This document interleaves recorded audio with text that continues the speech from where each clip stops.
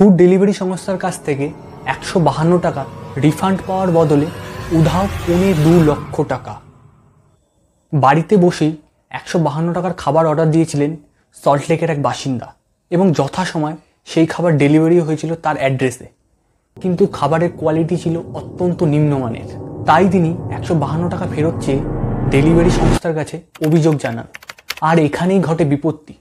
টাকা ফেরত পাওয়ার বদলে বড়সড় প্রতারণার শিকার হন তিনি।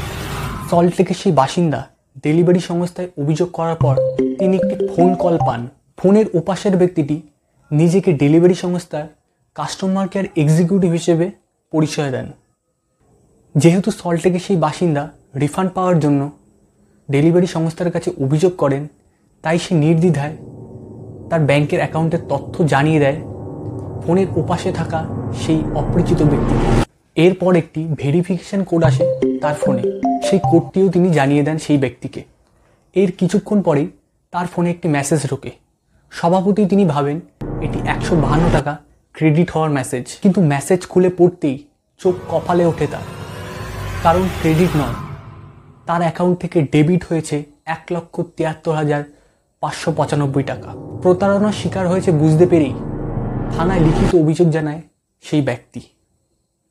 এখানে আপনার গুরুত্বপূর্ণ মতামত কমেন্টে অবশ্যই জানান।